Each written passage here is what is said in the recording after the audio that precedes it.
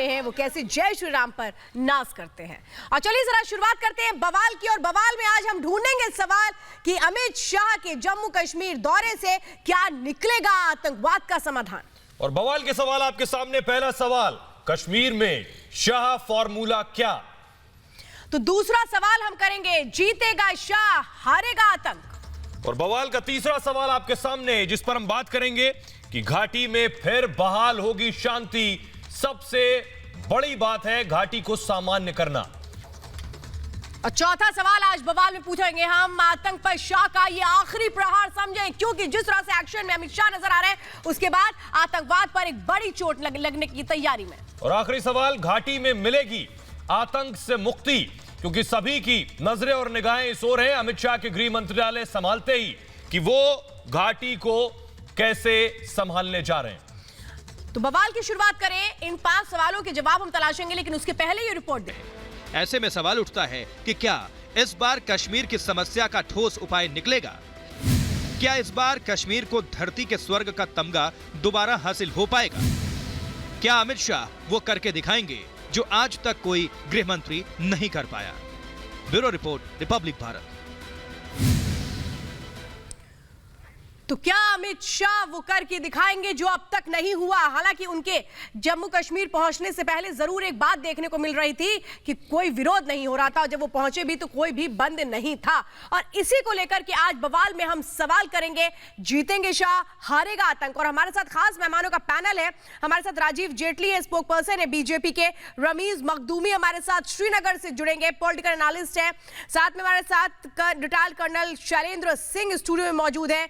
हमारे साथ सुधांशु द्विवेदी भी मौजूद है, स्वागत है आपका। हमारे साथ प्रशांत त्यागी जी भी मौजूद है, स्वागत है आपका। और मेरे सहयोगी सोहेल भी मेरे साथ मौजूद है। सोहेल। रमीज साहब, मेरा पहला सवाल आपसे, हुर्रियत और अलगाववादियों की कमर तोड़ने के बाद, आतंकवाद की कमर तोड़ने के बाद अमित शाह की तैयारी है कि कश्मीर में बहाली हो शांति की, और उसमें वो कामयाब होंगे।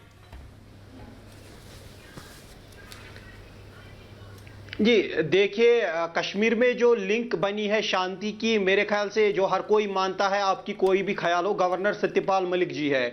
अब उन्होंने SKICC में कहा कि डायलॉग भी होगा, डायलॉग होना चाहिए, खून खराबा बंद होना चाहिए हर तरफ से। तो मेरे ख्याल से कहीं ना कहीं ये अच्छी शुरुआत है। फिर हुर्रियत ने भी उसका रेस्पॉन्स दिया, कोई घुटने तो हुर्रियत ने टेके हैं ना जी यहाँ आए, लेकिन अब बातचीत नहीं होनी है। जी देखिए, गवर्नर सत्यपाल मलिक का तो दूसरा रुख है इश्यूज को लेकर, वो तो मेन मैन है सेंटर के, यहाँ पे इश्यूज को देख रहे हैं। अभी अमित शाह ने ये नहीं कहा है कि कोई बात नहीं होगी। मेरे ख्याल से कश्मीर मुद्दे को लेकर मल्टी प्रॉन्ग बातचीत का मतलब क्या बनता है? कितनी बार बातचीत होगी? बातचीत का दौर बहुत पहले खत्म हो चुका है सर। बातचीत के बाद धोखा कैसे मिला है वो भी हमने देखा है। कि राजीव जेटली जी, आपको लगता है जो बातें कही जा रही है इसमें दम है? बातचीत का मतलब क्या बनता है? बातचीत क्यों होनी चाहिए? अब तो स्थायी समाधान होना चाहिए ना। राजीव जेटली जी, आप की बातों का जवाब देंगे। राजीव जेटली, मसले का हल नहीं है। राजीव जेटली, इस मसले का हल नहीं है। राजीव जेटली, आप नहीं बताएंगे सर समस्या का समाधान क्या है? राजीव जेटली जवाब दीजिए। देखिए, सबसे पहली बात, 15 अगस्त 2017 को जो प्रधानमंत्री जी ने बात कही थी लाल किले से, उन्होंने एक ही बात कही थी कि ना गाली से ना गोली से कश्मीर समस्या का हल निकलेगा, तो गले लगाने से। और यही बात हम आगे बढ़ाते आ रहे हैं। हमारा मुख्य उद्देश्य ये जो अलगाववादी तत्व है, अलगाववादी संगठन है, ये नहीं है। हमारा मुख्य उद्देश्य है कश्मीर के जो युवा है उनको मुख्य धारा में लेकर के आना, और कश्मीर के युवा मुख्य धारा में आ रहे हैं। कश्मीर के युवाओं ने एहसास किया कि ये आतंकवाद और ये बंदूक उठाने से ना कश्मीर का हल निकलने वाला है, ना हमारा कहीं भविष्य बनने वाला है। मुख्य धारा में जुड़ने के बहुत सारे ऐसे सबूत भी सामने देखने को मिले। अरे अभी भी बढ़ती जा रही है, अभी भी रोज एनकाउंटर हो रहे हैं। रमीज साहब, एनकाउंटर नहीं होने चाहिए। आतंकवादी गतिविधियां होती रहे और एनकाउंटर नहीं होने चाहिए। लोकल की बढ़ती आज भी है, आपके पास फैक्ट नहीं है। आपको पॉलिसी लगानी पड़ेगी ताकि लोकल भर्ती ना हो इसमें। रमीज साहब, बंदूक उठाने वालों के खिलाफ बंदूक से ही जवाब दिया जाएगा। गोली का जवाब गोली होगा, बोली नहीं हो सकता है। और आखिर आप अलगाववादियों की पैरवी कर रहे हैं। अलगाववादियों से क्यों बात होनी चाहिए? कौन है अलगाववादी? ठेकेदार है? नहीं, चुनाव लड़के आते हैं जम्मू कश्मीर में, कौन है अलगाववादी? क्यों उनसे बात होनी चाहिए? आपको एनसीसी भी बात करनी पड़ेगी, पीडीपी से भी बात करनी पड़ेगी, खाली अलगाववादियों से बात नहीं करनी पड़ेगी। तो आप अलगाववादियों की पैरवी कर रहे हैं। मसला है वो पीडीपी और एनसी तो पाकिस्तान से बात करने की बात करते हैं। कश्मीर के युवाओं से वो बात पीडीपी और एनसी तो पाकिस्तान से बात करने की बात उनके साथ बात करेंगे, करते हैं। उनको बुनियादी सुविधाएं देंगे, उनको मुख्य धारा में जोड़ेंगे। प्रशांत त्यागी जी को भी मैं ले लेती हूँ। कश्मीर में प्रशांत त्यागी जी, ये कौन सा फॉर्मूला दिया जा रहा है? ये कौन सा फॉर्मूला रमीज मखदूमी की ओर से दिया जाता है कि बातचीत करनी? किस बात की बातचीत होनी चाहिए? आतंक को बढ़ावा देने के लिए? प्रशांत त्यागी जी, मैं चाहती हूँ आप भी आएंगे। देखिए वो कौन सी अलगाववादी? देखिए बातचीत बहुत मखदूमी पहले जी की जा जरा सुन चुकी भी लिया है। करिए। बातचीत पहले बहुत बार की जा चुकी है और कश्मीर जो ये मुद्दा है इसमें अमित शाह जी का जो प्रभाव है स्वतः ही स्पष्ट हो जाता है। जब पिछली आप देखिए कोई भी राष्ट्र नेता वहां जाता था, यहां तक कि तत्कालीन गृह मंत्री भी गए तो ये लोग बंद बुला लेते थे। लेकिन अब ये समझ चुके हैं कि इस मुद्दे को अमित शाह जैसा व्यक्ति ने जब इसको लेना अपने हाथों में ले लिया है तो अलगाववादी समझ चुके हैं कि इसमें बात और ये सब चीज जो ये ड्रामा ढकोसला करते थे और युवाओं को भटका के वहां इन्होंने अपना अड्डा चला रखा था आतंकवाद का, पत्थरबाजी का, ये अब चलने वाला नहीं है। सुधांशु अमित शाह के त्रिवेदी जाने से स्पष्ट हो चुका है। सुधांशु जी जो बात कह रहे हैं सर, वो कह रहे हैं कि आतंकवाद की कमर तोड़ दी गई और अलगाववादी जो अब तक बंद बुलाते थे वो भी खामोश हैं। अलगाववादी खुद बातचीत के लिए आगे आ रहे हैं। बंद बुलाना तो सुधांशु जवाब सोहेल जी, दीजिए, बंद बुलाना तो बहुत बड़ी दूर की बात है। एक सुधांशु बयान भी नहीं निकल के आया उनका, एक बयान सामने नहीं आया किसी का। यही डर है, यही खौफ है। पिछले 30 साल से या उससे पहले से या बंटवारे के समय से कश्मीर देश की सबसे बड़ी समस्या है और इस पे कोई पार्टी पॉलिटिक्स ना होकर के हमारी सबसे अपील है कि सब लोग मिलकर के इस समस्या के निदान जल्दी से जल्दी निकालें। हमारी कश्मीरी भाइयों से भी मेन स्ट्रीम में आने के लिए अपील है कि आप लोग भी ऐसे उदाहरण पेश करें जो आज युवा वर्ग है, 70-72 साल की आजादी हो गई है। अमित शाह की रणनीति से आपको लग रहा है कि शांति बहाली हो जाएगी? बिल्कुल, आज वो देश के गृह मंत्री हैं और उनकी बड़ी जिम्मेदारी है और इसमें पार्टी पॉलिटिक्स को स्थान नहीं मिलना तो चाहिए। रमीज मखदूमी को क्यों नहीं लगता सर? ये रमीज मखदूमी को क्यों नहीं लगता है? नहीं, वो तो रमीज मखदूमी के साथ जरा डिबेट कर लीजिए सर, उनको क्यों नहीं लगता है? हुर्रियत वालों को भी नहीं लगता है। ये खाते इस देश का है और बुलाते किसी और को हैं, बजाते किसी और की हैं। इन लोगों पर भी सख्ताई करनी चाहिए और इस बातचीत में हम लोग पूरे देश को एक साथ लें और सबको एक साथ लें और मेरा मानना है कि कश्मीर की समस्या का निदान बातचीत के द्वारा ही होगा। चलें जी, लेकिन किससे बातचीत करें? नहीं, हुर्रियत से बातचीत करें? ना हुर्रियत से नहीं, हाँ, किसी से बिल्कुल कोई बात, सही, जनता से बात बिल्कुल करें। सही। इसमें अब बात करने का जो तरीका है, बात जिससे रमीज साहब, मेरा सीधा सवाल आपसे, रमीज साहब ये बताइए कि ये हुर्रियत का स्टेक क्या है? ये कौन है कश्मीर में? ये किसके ठेकेदार हैं? इनसे क्यों बात की जाए? ये देखिए कितना स्टेक है क्या नहीं है उस पे मैं नहीं जाऊंगा। अमित शाह भी उतने ही काबिल आदमी है जितने राजनाथ सिंह जी है जिन्होंने कश्मीर को देखा और उससे पहले लाल कृष्ण आडवाणी जैसे बड़े पॉलिटिशियन ने कश्मीर को देखा। कश्मीर व्यक्तियों से हल नहीं होगा, कश्मीर पॉलिसी से हल होगा। इसमें शाह साहब हो, राजनाथ जी हो, बड़ी बड़ी दोहरी बातें आप लोग करते हैं, बड़ी दोहरी बातें आप करते हैं। जब आतंकवाद के खिलाफ पॉलिसी होती है ना, तब भी आप ये कहते हैं कि सरकार की पॉलिसी में खोट है। बड़े दोहरे मापदंड हैं आप लोगों के। फिलहाल मैं यहाँ पर आपको भी सर शैलेंद्र सिंह जी, ये दोहरी मानसिकता कहीं ना कहीं कश्मीर में हिंसा को बढ़ावा दे रही है और अब इस हिंसा को रोकने में अमित शाह का आखिरी प्रहार हमें देखने को मिल रहा है। पहले तो मैं आपको ये बता दूं कि मुझे समझ नहीं आता कि रमीज साहब JNK के रिप्रेजेंटेटिव कब से हो गए कि वो हमें बताएंगे कि किससे बात करनी है, कैसे बात करनी है, क्यों करनी है। वैसे रमीज जी, आपके खबर के लिए मैं बता दूं, जो आपको भी दिख रहा होगा और सबको दिखता है, ये जो डंडा है ये अच्छों को टेबल पर बिठाएगा और आज की तारीख में क्योंकि आप सब लोगों को वो डंडा दिख रहा है। रमीज साहब डंडा दिख रहा है, रमीज साहब डंडा दिख रहा है उधर। रमीज साहब वो डंडा दिख रहा है आपको? गिरी है, हुर्रियत को दिख रहा है? होना चाहिए, हो नहीं रहा है। रमीज साहब एक अरे मिनट मर सुन रहे क्या नहीं हो रहा? क्या नहीं हो रहा? रमीज साहब क्या नहीं हो रहा? सुन तो लीजिए। मर रहे, वो क्यों नहीं स्टॉप हो रहा? क्या नहीं हो रहा? शांति तो आप लोगों की वजह से नहीं हो रही ना। वही बात तो शैलेंद्र जी कह रहे थे, इतनी चुप्ती क्यों है आपको? लोग आज भी मर रहे। ये आपको चुप्ती क्यों है ये बात? रमीज हम लोग एक कंस्ट्रक्टिव डायलॉग करेंगे। रमीज मेरा बात सुन लो, सिर्फ चिल्लाने से काम नहीं होगा, क्योंकि अगर चिल्लाना सॉल्यूशन है तो आप मेरे से ज्यादा चिल्ला नहीं पाएंगे। मैं ट्रेंड आदमी हूं इस बारे में, वर्ड ऑफ कमांड देने में। एक बात सुन लो सिर्फ, रमीज जी, हड़ताल नहीं हुई ना, हुर्रियत बात करना चाह रही है ना, आप भी बात करने का प्रपोजल दे रहे हैं ना, क्यों कर रहे हैं? 30 साल हो गए हमें आप लोगों को समझाते हुए कि टेबल पर बैठ के बात कर लीजिए, तब तो आपने नहीं मानी। तब तो आपको लगता है कि सिक्योरिटी फोर्सेस और पूरी गवर्नमेंट ऑफ इंडिया और इंडिया जेएनके के अगेंस्ट है। आज आप सब लोगों को ठीक लगने लगा है, क्योंकि आज डंडा मास्टर आ गया। आज डंडे का डर लगने लगा है क्या जी रमीज साहब? किस को पाकिस्तान डंडे की जाना धमक है? वहां तक सुनाई दे रही है। सर देखिए जी। आज दिखाइए नहीं, बोलिए। मैं गांधीवादी आदमी हूं, मुझे डंडे का डर नहीं लगता है। गांधी जी के very पास good. भी डंडा रहता था। मैं आपको कहता हूं, रियल सवाल है, आज के दिन लोग मर रहे हैं।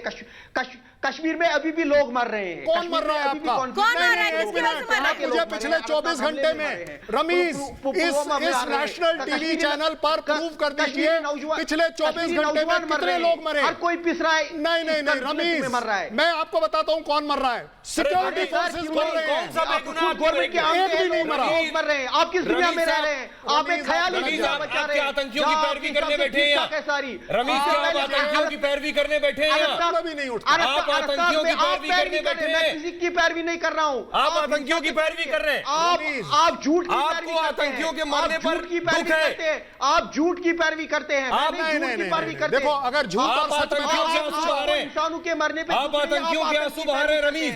रमीज मखदूमी, आपकी बातें सुन के ना बहुत गुस्सा आ रहा है। राजीव जेटली भी मेरे साथ है। राजीव जेटली थी, कौन झूठ फैला रहा है?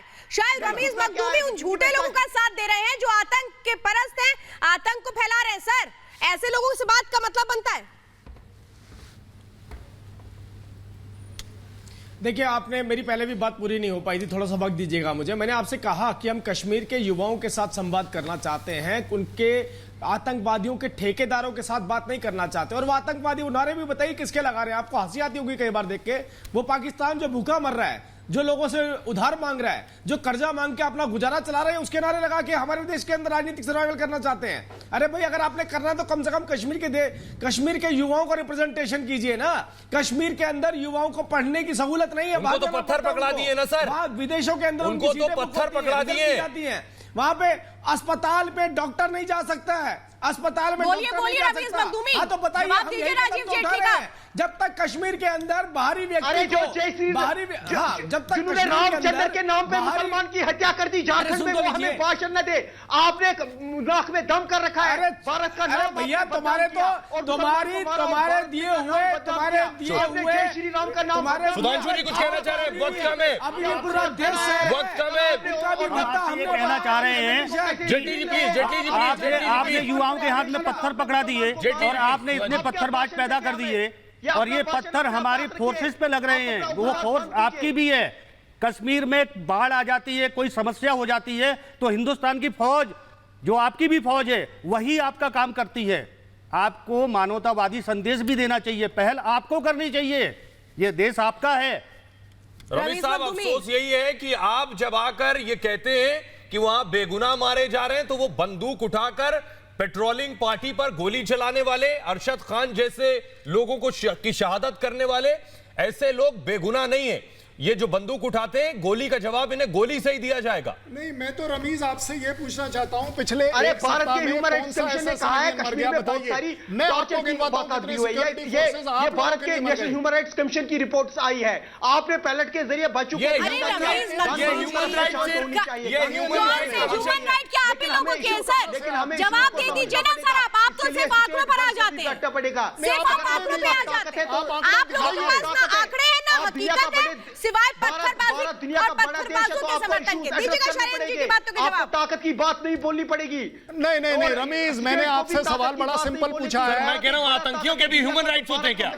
आतंकियों के भी ह्यूमन राइट्स होते हैं क्या रमीज साहब? आप धमकियां देते हैं। आतंकियों के भी मानवाधिकार होते हैं। गोली मारने से पहले ये आतंकी सोचते हैं। आतंकियों के भी ह्यूमन राइट होते हैं, इनको भी मानवाधिकार की जरूरत है। प्रोड्यूस किया वो गवर्नर ने कहा है आपको। आपकी पॉलिसी पैरालिसिस ने कश्मीर को बिगाड़ा। अरे सर, क्या बोलते हैं आप? आपकी पॉलिसी पैरालिसिस ने देश को बिगाड़ दिया। आप पॉलिसी मतलब जानते भी हैं कुछ? आप पॉलिसी मतलब जानते भी हैं कुछ? आप पॉलिसी मतलब जानते हैं? प्रशांत त्यागी, जरा बताइए पॉलिसी की दुहाई मत दीजिए सर। पॉलिसी की दुहाई मत दीजिए साहब, इनकी पॉलिसी का मतलब मैं बताता हूं। आपकी पॉलिसी का मतलब आता आतंकवाद है सर। अरे सुन रमेश लीजिए। जी सुन लीजिए, आपकी पॉलिसी पूरा देश देख रहा है। आपकी पॉलिसी का मतलब है नहीं, कि आतंकवादियों का संरक्षण, आतंकवादियों के लिए ह्यूमन राइट्स के लिए झंडे लेके खड़े हो जाना, वहां फौज पे पथराव करना, उनको एनकाउंटर के लिए जा रहे हो, उनके एनकाउंटर के लिए जा रहे हो तो उन्हें जाने ना देना, ये आपकी पॉलिसी है। और अब आपको दिखाई दे गया है कि अमित शाह जैसा मजबूत गृह मंत्री वहां चला गया तो आप अपने घरों में घुस गए हैं, क्योंकि उसे पता है, आपको पता है एक्शन ले लेगा और आप लोगों का आप बता दीजिए मुझे, आप अलगाववादी और हुर्रियत की पैरवी क्यों कर रहे हैं? वो हुर्रियत, एक मिनट सर, वो हुर्रियत और अलगाववादी भी जान चुके हैं कि आप आतंक का रास्ता छोड़ना पड़ेगा, बाकी कोई रास्ता नहीं है। आपके अलगाववादी नेता आप क्यों नहीं बंद कर रहे? आप क्यों नहीं चक्का जाम कर रहे हैं? समझ जाइए, रमीज मखदूमी जी समझ जाइए, कहीं कोई एक पत्थर आप पर ना लग जाए। नेतागर्दी बहुत जल्दी पता शैलेंद्र जी को काउंटर करना चाहते हैं, सिर्फ 30 सेकंड है। रमीज सुनो। नहीं होगा। अच्छा चलो अब 1 मिनट सुन लो, बहुत बोल लिया आपने। रमीज मुझे सिर्फ ये बताइए, आप एक अच्छे यूथ हैं वहां के, अच्छी बातों के ऊपर ध्यान देने के बजाय गलत बातों पर आप ध्यान दे रहे हैं। आप जैसे लोग अपनी ही कौम को बदनाम करते हैं ये बोलकर कि लोग मारे जा रहे हैं। मैंने आपसे सवाल पूछा, आप एक बात बताइए, JNK में अगर कोई सिविलियन मर रहा है आप बदनाम कर रहे हैं, आप बच्चों के अंधा होने पर साइलेंट है। आप ये बच्चे क्या कर रहे थे? ये बच्चे पत्थर लेके, कौन सा बच्चा मर गया? खत्म हो गया। ये बच्चे पत्थर लेकर सेना पर फेंक रहे थे। ये बच्चे तब निकलते हैं जब आतंकियों का एनकाउंटर चल रहा होता है। सर आप उन हुर्रियतों के साथ खड़े हुए हैं जो दरअसल पाकिस्तान के प्रवक्ता हैं। बहुत बहुत शुक्रिया साहब सभी मेहमानों का। तो बड़ी बात यही है बिल्कुल, और यही देखना है कि अब जो मैसेज और एक बड़ा संदेश अमित शाह दे रहे हैं, उसके बाद हुर्रियत और अलगाववादी रास्ते पर आते हैं या नहीं। रुकेंगे ब्रेक के लिए फॉर नॉट।